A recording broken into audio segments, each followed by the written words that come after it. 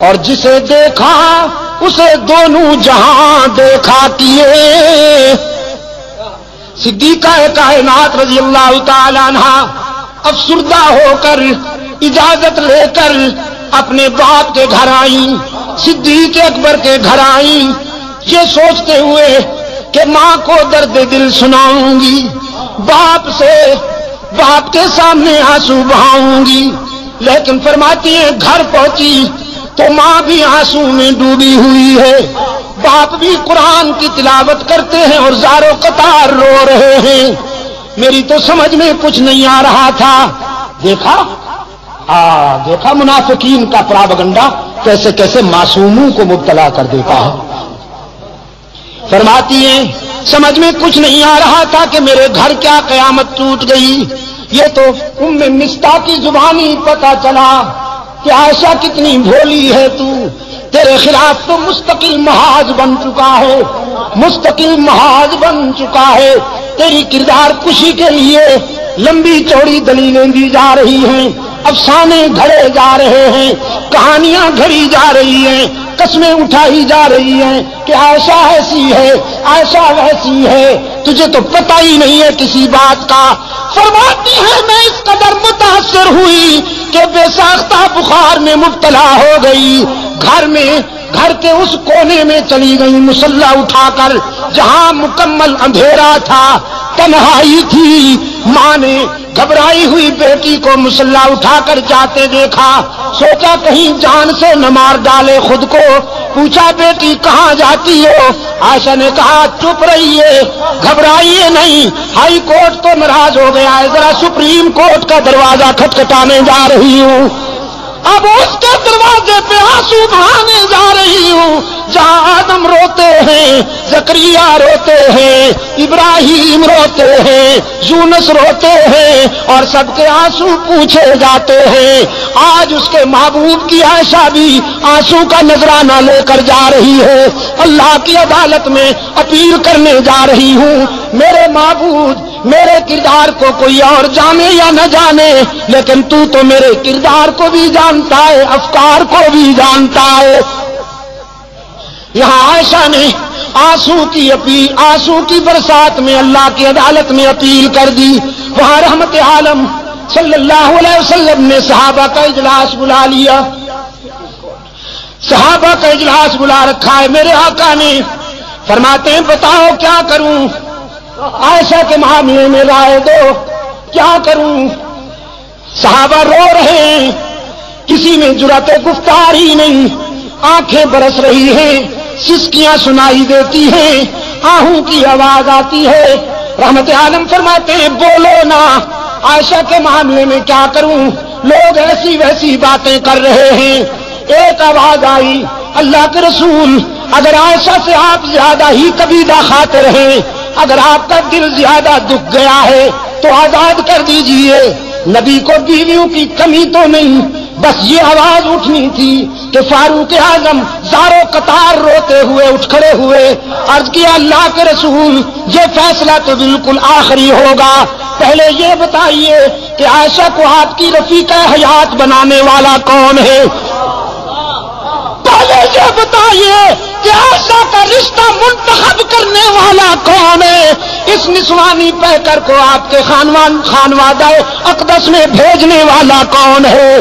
پہلے یہ ہمیں بتائیے، ہم اس سے پوچھیں گے کہ تم نے کس کے لیے کون سا رشتہ منتخب کیا تھا۔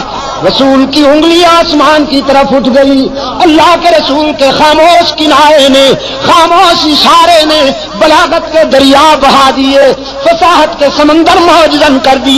رسول کی انگلی آسمان کی طرف اٹھی، فاروق کی تلوار نیام سے نکل آئی، عرض کیا اللہ کے رسول جس نے عائشہ کو آپ کے گھر میں آپ کی بیوی بنا کر بھیجا ہے، آپ کے گھر سے نکالنے کا اختیار بھی اسی کو ہے، عائشہ پر تنقید کرنے والوں کو میری تلوار کے حوالے کر دیجئے، ان سے میری تلوار نمٹے گی، انہیں تو میں سمجھوں گا۔ رحمت اعظم صلی اللہ علیہ وسلم کی آنکھوں میں آنسو تھے، لبوں پہ مسکراہٹ چمک گئی، فرمایا جزاک اللہ ابن خطاب، جزاک اللہ، تو نے میرے دل کی گرانیاں دور کر دی، تو نے میرے ذہن کی گرانیاں دور کر دی، جزاک اللہ میرے عمر، بس فیصلہ وہیں سے ہوگا۔ اب میں بھی اسی کے فیصلے کا منتظر ہوں، تم بھی اسی کے فیصلے کا انتظار کرو، ہم سب اللہ کے فیصلے کے منتظر ہوں گے۔ یہاں سے نعرہ تکبیر، نعرہ تکبیر، اسلامی انقلاب، شان صحابہ، شان صحابہ، مولانا عبد المجید شاہ ندیم، مولانا ضیاء الرحمان فاروقی، حضرت مولانا محمد ایوب جان پنوری، چترال کے غیور عوام، مجاہدین افغانستان، ہم سب اللہ کے فیصلے کا انتظار کریں گے۔ میرے آقا یہاں سے اٹھے اور چترال کے روشن ضمیروں، جانتے ہو کہاں پہنچے؟ ایک گھر بڑا خوش نصیب ہے، ایک گھرانہ بڑا خوش نصیب ہے، ساری کائنات رسول کے قدموں میں اور رسول ابو بکر کے دروازے پر، صدیق اکبر کے دروازے پہ دستک ہوئی، دروازہ کھٹکھٹایا گیا، حضرت عائشہ کی غمزدہ ماں نے ڈوبی ہوئی آواز میں پوچھا، من بالباب، کون ہے ہمارا دروازہ کھٹکھٹانے والا کون ہے؟ بس چھوڑ دو ہمیں اپنے حال پر، ہمیں کیوں ستاتے ہو، ہمیں کیوں تڑپاتے ہو، ہمیں اپنے حال پہ رہنے دو۔ باہر سے کوثر و تسنیم میں دھلی ہوئی آواز بلند ہوئی، ابو بکر کے گھر والوں دروازہ کھولو نا، تمہارے دروازے پہ آسمان رسالت کا سراج منیر آیا ہے، عبداللہ کا یتیم آیا ہے، محمد عربی آئے ہیں، دوڑتی ہوئی آئی ہے۔ حضرت عائشہ کی والدہ دروازہ کھولا، رحمت عالم صلی اللہ علیہ وسلم کو دروازے پہ موجود پایا، عرض کی اللہ کے رسول آپ، صبح صادق طلوع ہو گئی، شام غم کو سویرا مل گیا۔ رحمت عالم صلی اللہ علیہ وسلم نے فرمایا باقی باتیں بعد میں، پہلے یہ بتاؤ میری عائشہ کہاں ہے؟ عائشہ کہاں ہے؟ اور حضرت عائشہ فرماتی ہیں میں اپنی والدہ اور اپنے آقا کے الفاظ سن رہی ہوں، میرے دل نے تقاضا کیا کہ اٹھوں اور دامن رسول سے چمٹ کر جی بھر کے رو لوں، سارے دل کا بوجھ اتار دوں، لیکن پھر میرے ضمیر نے میرے قدم روک لیے۔ کہاں جاتی ہو؟ جس کی عدالت میں اپیل کی ہے ذرا وہاں سے فیصلہ تو ہو لینے دو، اس کی عدالت کو چھوڑ کر یہ سچ ہے کہ آج تیرے در پہ تیرا محبوب آیا ہے، لیکن اس عدالت کو چھوڑ کر کہاں جاؤ گی؟ ماں نے عرض کیا اللہ کے رسول میری بیٹی تو اسی دن سے آنسو میں ڈوب چکی ہے، بولتی بھی نہیں، کسی بات کا جواب بھی نہیں دیتی، مصلی پہ سجدے میں روتی رہتی ہے۔ رحمت عالم صلی اللہ علیہ وسلم قریب آئے، عرض فرمانے لگے عائشہ آج اپنی صفائی میں جو کچھ کہنا چاہتی ہو کہو، سننے کے لیے آیا ہوں۔ حضرت عائشہ فرماتی ہیں میرے آقا اشکو بسی و حزنی اللہ، آج میرا وہی حال ہے جو ابو یوسف کا تھا۔ فرماتی ہیں میرے غم و حزن کا یہ عالم کہ یعقوب علیہ السلام کا نام ہی بھول گیا، ابو یوسف کہہ کر گزارا کیا۔ آقا میں آج کیا کہوں بھی تو لوگ نہیں مانیں گے، جو کچھ کہنا چاہتی تھی علیم بذات الصدور کو کہہ بیٹھی ہوں اور اسی کے فیصلے کی انتظار کر رہی ہوں۔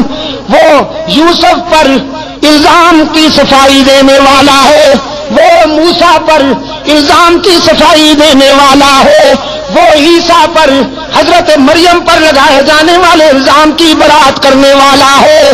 آج ابو بکر کی بیٹی بھی اسی کے دروازے پہ رو رہی ہے، میں نے جو کچھ کہنا تھا اسی کو کہہ بیٹھی ہوں۔ رحمت عالم نے فرمایا عائشہ میں بھی اسی کے فیصلے کا منتظر ہوں، اس لیے کہ تیرے بیٹے نے تیرے بیٹے نے تیری مثل سپریم کورٹ میں بھیج دی تھی، عمر نے تیرا کیس اللہ کی عدالت میں بھیج دیا ہے، میں بھی اسی کے فیصلے کا منتظر ہوں۔ صدیقہ فرماتی ہے میں نے سوچا وہ بڑا بے نیاز ہے، نہ معلوم کب فیصلہ آئے گا، یہ تو معلوم ہی نہیں تھا مجھے کہ ہم ہی میدان و ہم ہی گو۔ حضور بیٹھے، چہرے پر وہ پسینے کی بوندیں چمکنے لگی جو وحی کے وقت ہوا کرتی تھی، چادر اوڑھی اور جسد اطہر پر وہ کپکپی طاری ہو گئی جو وحی کے وقت ہوا کرتی تھی۔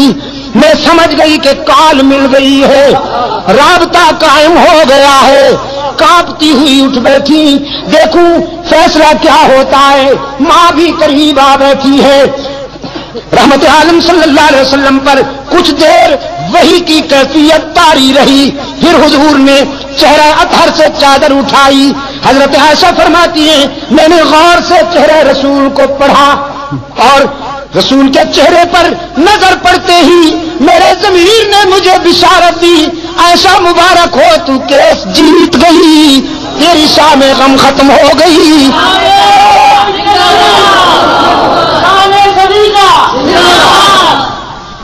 اس لیے کہ رحمت عالم صلی اللہ علیہ وسلم کے چہرے پر غم و حزن کے آثار غائب تھے، راحت و مسرت کا سویرا چمک رہا تھا۔ چادر ہٹاتے ہی رحمت عالم صلی اللہ علیہ وسلم نے فرمایا عائشہ مبارکباد دیتا ہوں، اے صدیق کی بیٹی، تیرے مقدر کا کون مقابلہ کرے کہ موسیٰ پر الزام لگے تو ایک عورت وکیل صفائی بنتی ہے، یوسف پر الزام لگے تو ایک لڑکا وکیل صفائی بنتا ہے، مریم پر الزام لگے تو عیسیٰ بچہ وکیل صفائی بنتا ہے، لیکن ابو بکر کی بیٹی یہ تیرا مقدر ہے کہ جب منافقین نے تجھ پر تنقید کی تو خود رب العالمین وکیل صفائی بن گیا، خود رب نے تیرے کیس میں وکالت کی ہے۔ اور قرآن اترا الخبیثات للخبیثین والخبیثون للخبیثات والطیبات للطیبین والطیبون للطیبات اولئک مبرؤون مما یقولون لهم مغفرۃ ورزق کریم۔ اور میں حضرت شیخ الحدیث مدظلکم میں اسی موڑ پر کہا کرتا ہوں اور اللہ سے دعا کرتا ہوں کہ حشر